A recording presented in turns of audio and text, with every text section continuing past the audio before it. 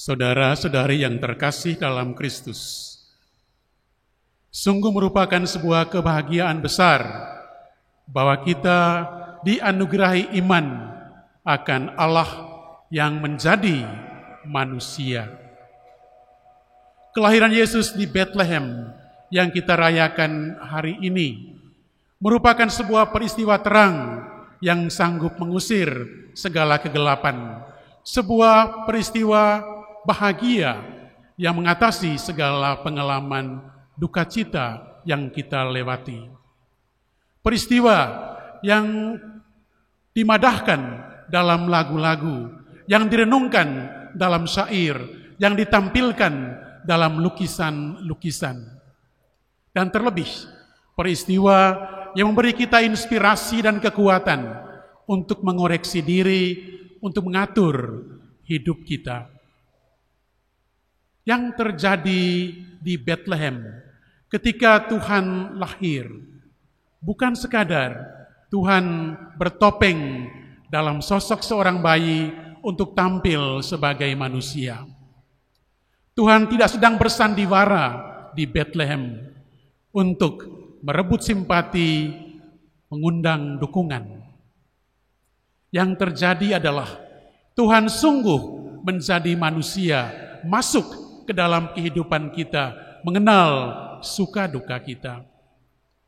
Dia mengambil bagian dalam harapan dan kegembiraan, duka dan kecemasan yang kita lewati sebagai manusia.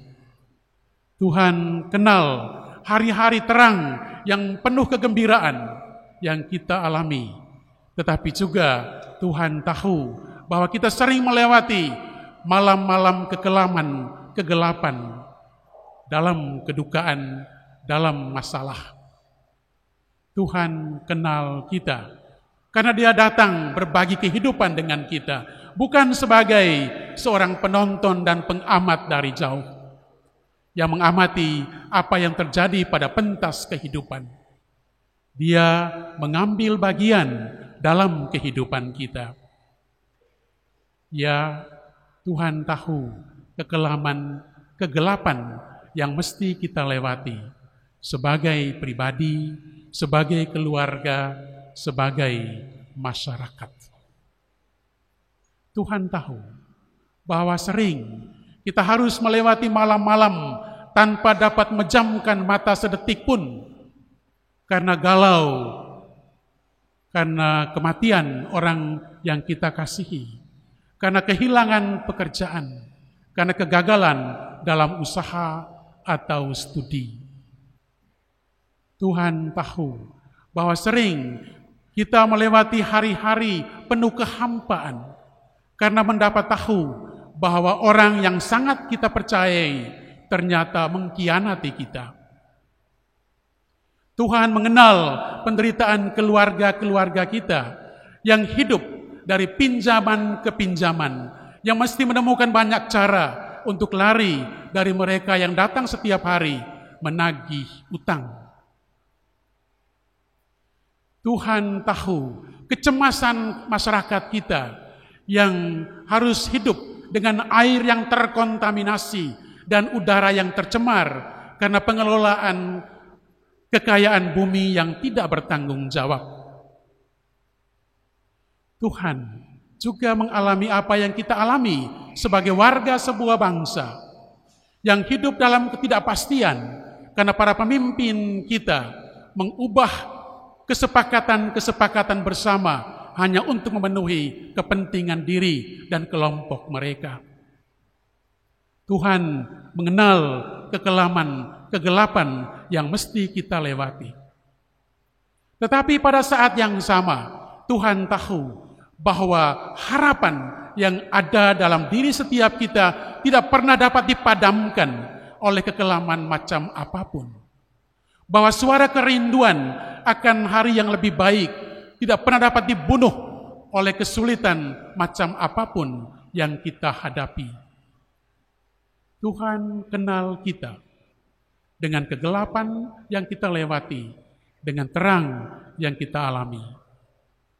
Dan Tuhan menanggapi harapan kita memenuhi janjinya dalam sosok seorang bayi yang kelahirannya kita rayakan hari ini. Tuhan tidak datang dalam sosok seorang pengusaha yang kekayaannya tanpa habis untuk dapat mengatasi segala masalah dalam sekejap.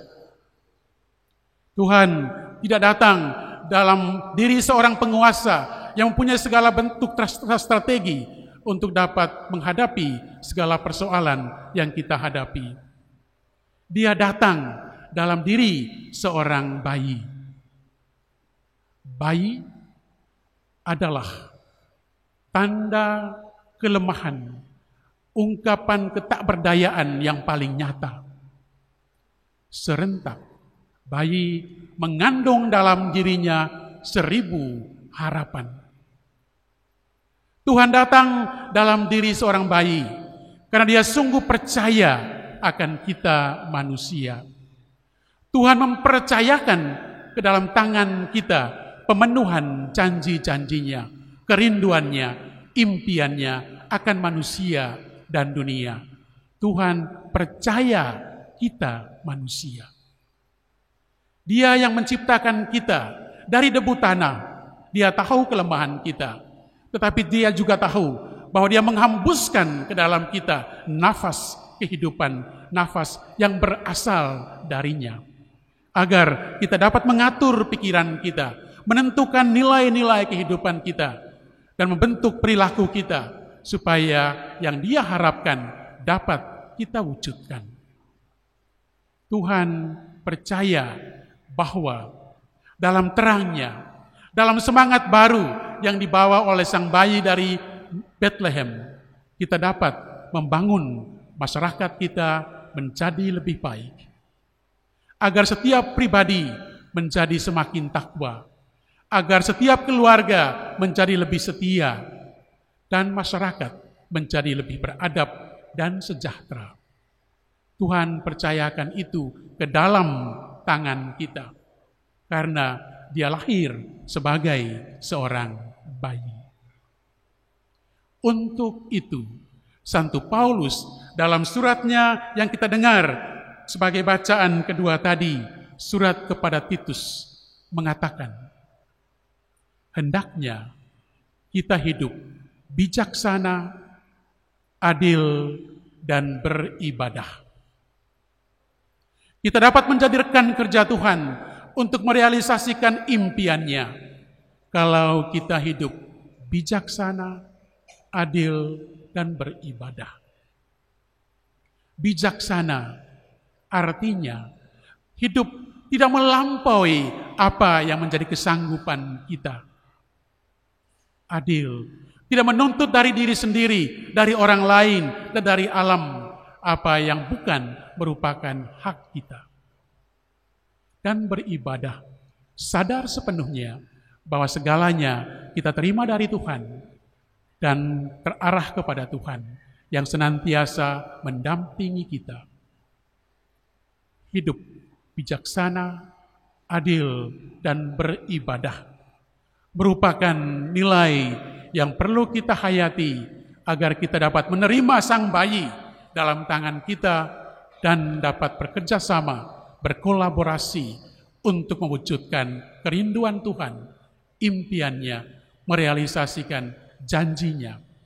Terang bagi mereka yang berjalan dalam kegelapan, cahaya bagi mereka yang ada dalam kekelaman. Semoga Tuhan memberkati kita.